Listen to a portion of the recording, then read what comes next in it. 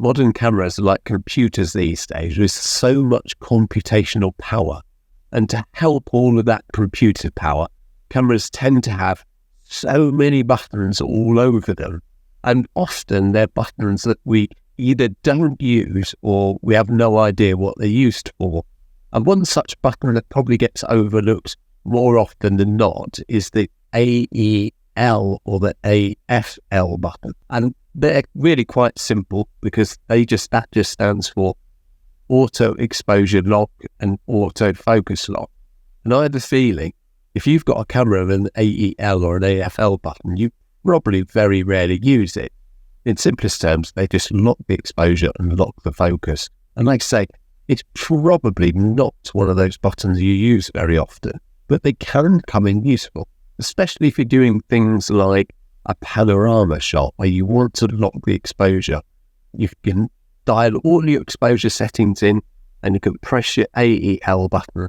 It'll unlock your exposure and enable you to incrementally move your camera around so you can get the panoramic shot perfectly. You normally get the AEL and the AFL button as one button.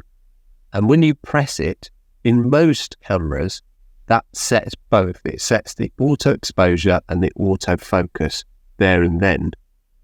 But if you want to change that so it just does one or the other or both, then you can go into the settings of the camera and you can change the auto exposure and the auto focus. On many cameras, you can do this by setting a one press for the exposure and then a whole press and hold for the focus.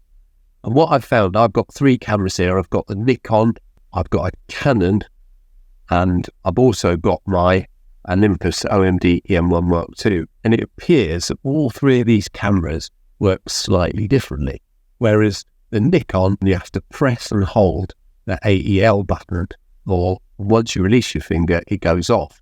Whereas the Canon, you just have to press and hold it once and it stays on. But unfortunately, what I found with the Canon, it doesn't turn off.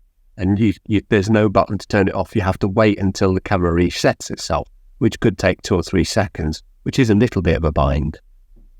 Whereas the Olympus, obviously being slightly more modern than those two, you press the AEL button, it sets the AEL on, and then when you're finished, you press it off and it turns it off. What I'll do is I'll demonstrate this working, and I'll also show you the settings that you can change on the Nikon, just to give you an idea.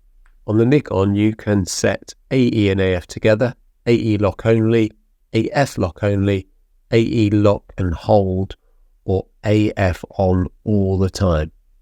To use the Nikon, you press the AEL button and hold it. When you press the AEL button, it signals on the screen that AEL is selected, but it only lasts while you're holding the button.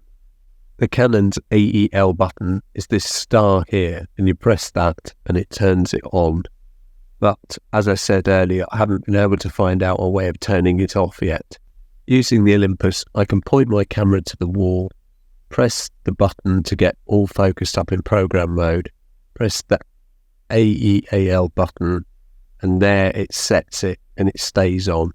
And I can turn the camera around to a darker scene, the keyboard and the screen, and I can focus and it doesn't change it. But once I press the button off, settings change.